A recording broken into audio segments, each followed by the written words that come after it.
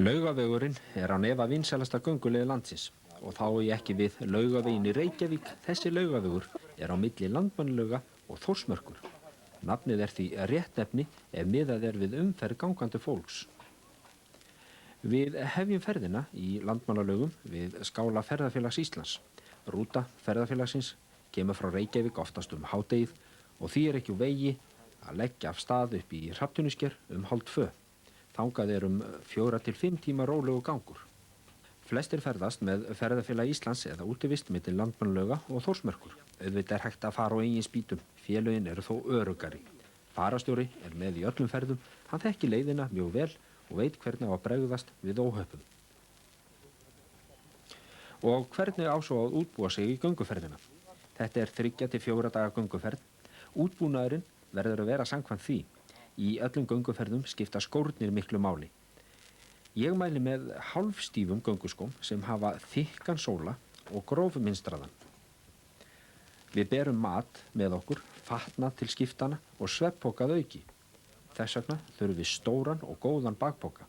Við klæðumst góðum skjólfötum sem hlífa okkur hvort tveggja gegn vindi og regni. Jæja, þá fyrsta brekkan að baki og við erum komin upp á brúnina á Laugarhrauni og framundan liggur stígurinn að Brennisteinsöldu. Það fagurt í Landmannalaugum. Líparítið endurkastar geislum sólar rétt eins og gull. Ekki amalegt að fá sól og blíðu í gönguferðinni suður í Þórsmörk. En ekki allt gull sem glóir og ekki víst að sólin skíni svona bjart það sem eftir ferðarinnar. Vissara því að vera við öllu búin. Tjald þurfum við ekki ef við ætlum að gista í skálum ferðafélagsins. Brýr við nokkrar ár á leiðinni og aðrar ár þarf að vaða og því skynsamlegt að taka með sér gamla strigaskó til að vaði. Að sjálfsögðu fórnum við ekki gönguskónum í árnar. Hópurinn hérna undir Brennisteinsöldu. Laugarhraunið að baki og við göngum upp með hverasvæðinu. Á þessari leið frá skálanum tilvalið að nota tíman til að lagfæra bakpokan, hægraða honum og stilla, jafnvel að endurraða í hann ef óþægilegt að bera hann. Uppi á öxlinni við Brennisteinsöldu gígurinn sem gaus 1480 og var þá Laugarhraunið til. Enn þarna mikill hiti í jörðu og vissar að halda sig á merktum göngustíg. Laugarhraunið sem við höfum verið að ganga í gegnum úr líparíti. Þetta finnst mörgum ótrúlegt því Laugarhraunið svart á að líta. Skýringin þó einföld. Ysta lag hraunsins hrafntinna en hrafntinna myndast við snögga kælingu líparítkviku til dæmis á yfirborði líparíthrauna. Nú kunna einhver að spyrja, hversna maðurinn þarna að flækjast með skíðastafi? Því nú auðsvarað, svona göngustafir orðnir mjög vinsælir, bæði hér á landi og erlendis. Mér finnst mjög gott að nota þá þegar gengið upp í móti og einnig þegar gengið niður bratta. Göngustafir geta aukið göngurhraðan talsvert. Göngustafir geta líka hjálpað þeim sem slæmir í baki. Og svo göngustafir góður fyrir þá sem slæmir í hnjám. Og göngustafir til stuðnings þegar gengið í stórgrýti eða yfir ár, svo dæmi sé tekið. Stafirnir þjóna því fjölbreyttu hlutverki og svo hægt að stilla lengd þeirra eftir aðstæðum. Fyrir framan okkur svart Laugarhraunið og barmur til hægri. Héðan raunverulega hægt að sjá alla leiðina upp í Vatnajökul. Þetta stórkostlegt land. Svipuð þess magnaður og það líparíti sem setur þennan fallega bjarta svip á landslagið. Gönguleiðirnar þarna fjölmargar og skemmtilegar. Bæði kringum Bláhnúk á fjallið eða önnur þarna kring eða Grænagil sem þarna sést fyrir miðri myndinni.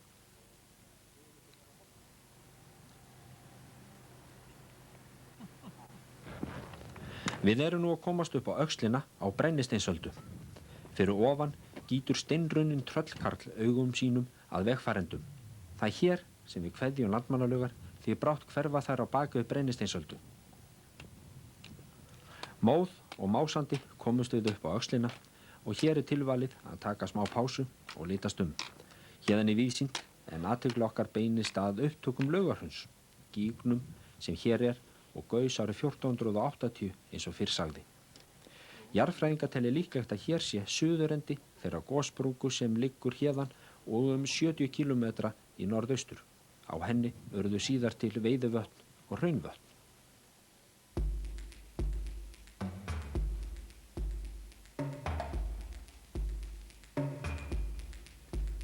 Nú tökum við sá hluti leiðarinnar sem oft er kenndur við Stórahver, það er leiðin frá Brennisteinsöldu upp að Stórahver. Framundan liggur leiðin örlítið niður í móti en síðan eftir hryggjum upp á við. Hér og hvar ríkur hverum. Við sjáum fjallið Söðul sem er í svipaðri hæð og Hrafntinnusker skammt norðan við það. Og hér við Stórahver erum við komin í 900 metra hæð. Enn eru hér víða snjóskaflar frá síðasta vetri, enda sumarið stutt og allara veðra von í þessari hæð. Við förum nú fljótt yfir sögu. Hér í Hrafntinnuskeri er útsýnið stórkostlegt á björtum degi. Við lítum yfir farin veg og lengst í fjarska sjáum við Þóristind við Þórisvatn.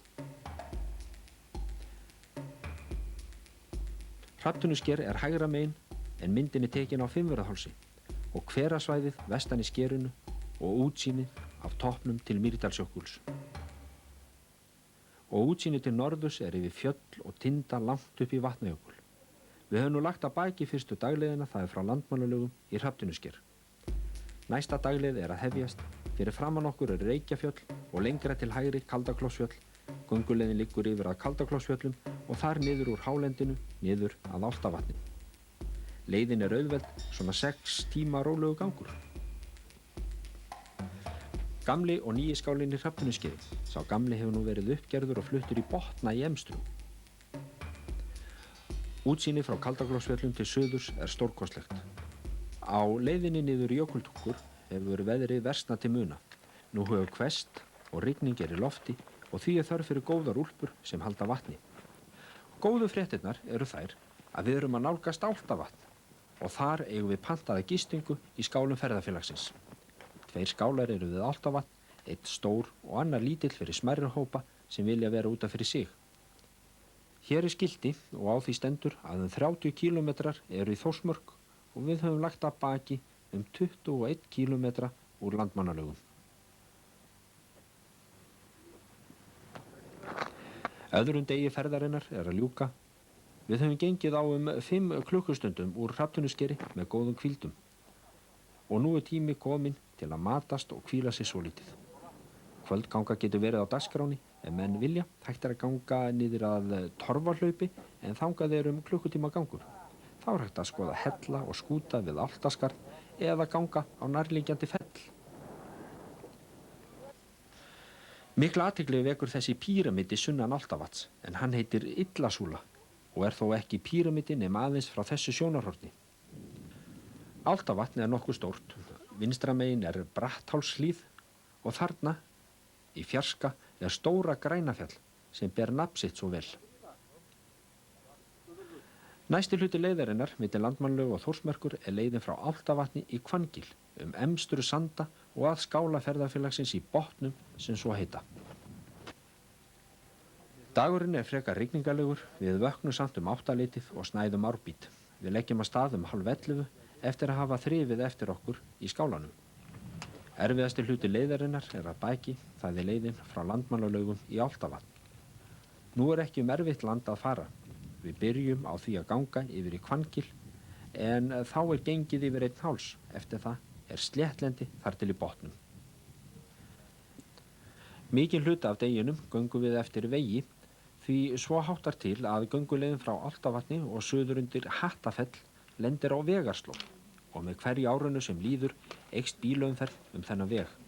Margir eru þeirra skoðunar að Laugavegurinn sé að hluta til á röngum stað. Skynsamlegt sé að færa nokkuð í vestur.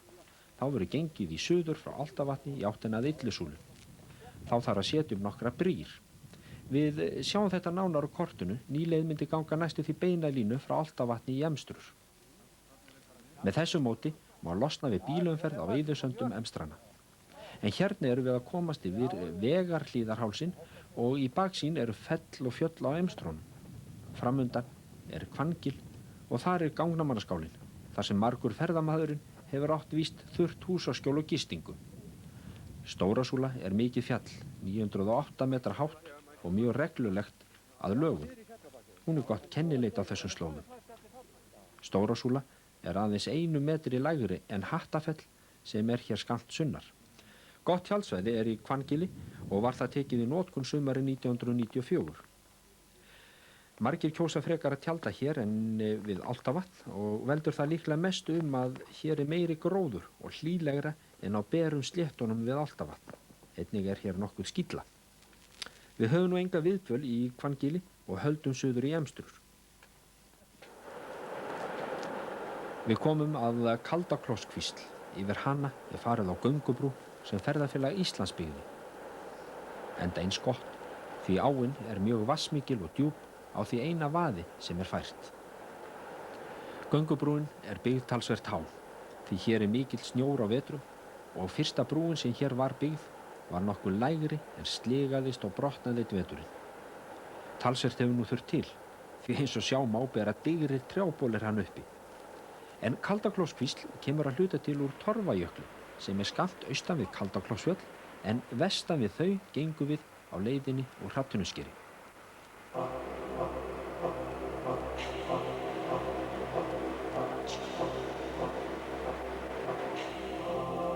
Skammt sunnan við Kaldaklosskvísl er Bláfjallakvíslin. Hún er enn óbrúuð, svo ekki er annað að ræða en að klæða sig úr sokkum og skóm og fara í gömlu strigaskóna og vaða yfir. Bláfjallakvíslin er frekar grunn, en hún er ekki beinlínis volg og þá má líka heyra að göngumennirnir eru ekkert sérstaklega ánægðir. Þeir bera sig þó vel og láta sig hafa það. Fæstir nenna að bera með sér stígvél til þess að vaða örfáar ár. Margir bregða þó á það ráð að hafa með sér laxapoka. Þeir klæðast innst ullarsokkum, síðan laxapokunum utan yfir og fara síðan í gömlu strigaskóna og vaða yfir ána á þess að lenda í þessum hroðalega köldu hremmingu sem þeir berfættu láta bjóða sér. En það verður þó að taka það fram að þetta vaðstand er bæði gott og vont gott eins og sagt er.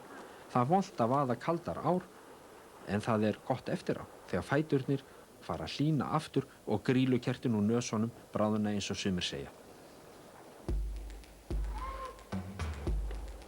Þá erum við komin í Emstrurnar og leiðin liggur nú yfir Brunasanda suður í Botna þar sem við gistum næstu nótt. Þetta er nú nokkuð tilbreytingarlaus leið, en í góðu veðri er fagurt þarna. Mýrdalsjökull á aðra hönd og hina Súluhryggir og síðan útigönguhöfðar. Á miðjum sandinum verður fyrir okkur Emstruá sem er nefnd sú innri til aðgreininga frá fremri eða syðri Emstruá sem er hér skammt fyrir sunnan. Akver brú er yfir ána og þar er ágætt að matast ofurlítið enda snöggtum skárra að sitja á tré en stein. Mikil umferð gangandi fólks er milli Landmannalauga og Þórsmerkur. Þetta er hópur frá Ferðafélagi Íslands. Menn eru sporléttir enda veður þokkalegt. En við höldum áfram ferð okkar og göngum yfir skarðið í útigönguhöfðunum. Og þá er orðið skammt eftir í Botna þar sem skálinn er.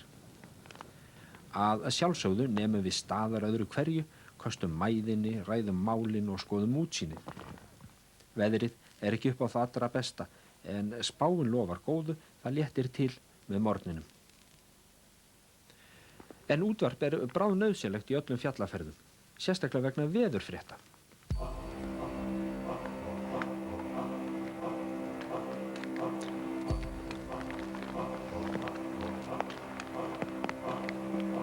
Og þarna er Hattafellið sem dregur nafn sitt af tveimur höttum, einum stórum og öðrum minni.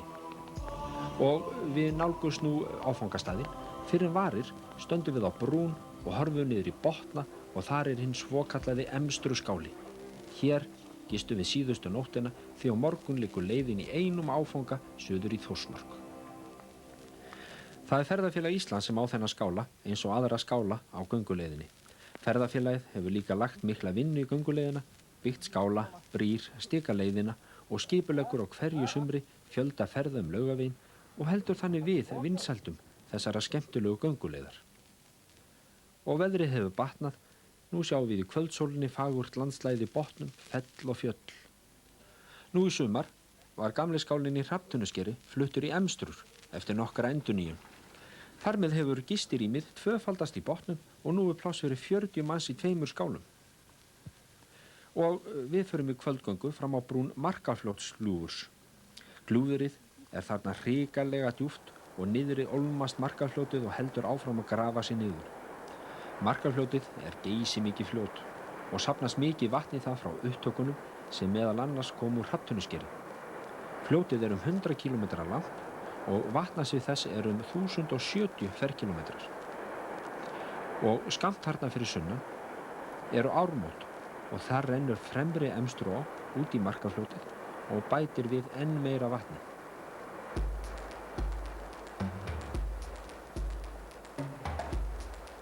Síðasti áfangi ferðarinnar frá Emstrum suður í Þórsmörk. Þetta svona 6 klukkustundar löng leið, alls ekki erfið, en við þurfum þó að vaða eina á. Við kveðjum nú Emstrur og göngufólkið sem þarna hefur átt næturdvöl. Leiðin liggur nú úr botnum og niður að Fremri Emstruá.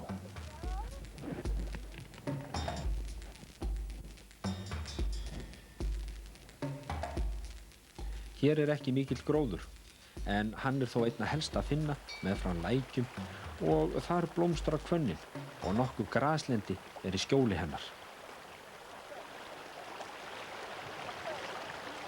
Við stiklum yfir lækinn, en eitthvað eru sumir annars hugar og mislagðir fætur, ef svo má segja. Við horfum hér upp til Emstrujökuls eða Entujökuls eins og hann líka nefndur. Þarna á Fremri Emstruá upptök sín.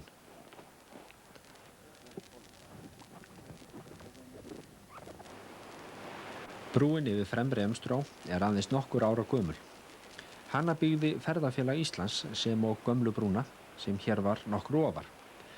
Þá brú tók mikil klakastífla af síðulega vetrar fyrir nokkrum árum. Þessi nýja brú hinn glæsilegasta en margir telja hana vera of lágt í gljúfrinu til þess að hún geti nýst að vetrarlagi. Snjór og ís leggst hér yfir aðkomuleiðir að brúnni, þannig að hún verður ónothæf nema með ærinni fyrirhöfn.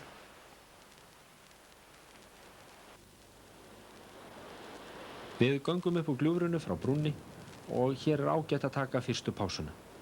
Sumir segja að hér sé ágætt að taka manntal og kanna hvort allir hafi komist yfir brúna.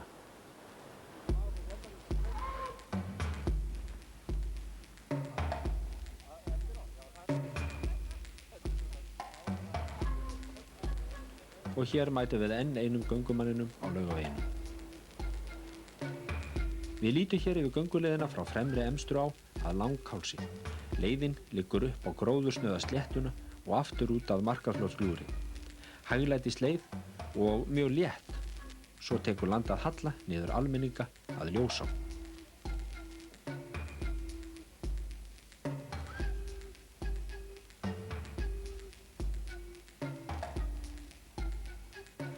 Við horfum hér yfir Almenninga í Mýrdalsjökul og fyrir miðri mynd gönguleiðin eftir sléttunum. Í baksýn hið fagra fjall Rjúpnafell og Fimmvörðuháls enn fjær og svo tekur við Eyjafjallajökull. Og neðarlega glampar á Valahnúk og fremst á myndinni Einhyrningsflatir og Markarfljót. Við hérna aðeins utan við gönguleiðina vestan Markarfljóts. Eyjafjallajökull ber við himinn með skoltum sínum.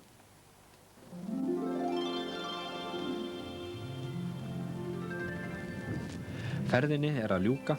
Við göngum yfir hálsana ofan við Langadal. Það kvöldsett. Í suðvestri glampar kvöldsólin á Markarfljótsaurum og þarna Stóradímon og bíður næturinnar. Það hallar ofan í Langadal og þarna sést Krossá og Stakkholtið. Hér í Langadal í Þórsmörk lýkur 4 daga gönguferð sem fyrr við forsjálu ferðamenn og hingað höfum við látið senda okkur hrein föt og mat og nú hægt að fara í sturtu og njóta tilverunar í kvöldblíðunni. Þetta var gönguleiðina milli Landmannalauga og Þórsmerkur. Af lengri gönguleiðum þessi svo vinsælasta hér á landi. Við mælum með því að sem flestir gangi Laugaveginn. Veðri skiptir sáralitlu máli. Aðalatriðið að fara út, njóta tilverunar án véla, án bíla, uppgötva þessa gömlu frumlegu tækni að færa einn fót til skiptis fram fyrir hinn, ganga og njóta landsins.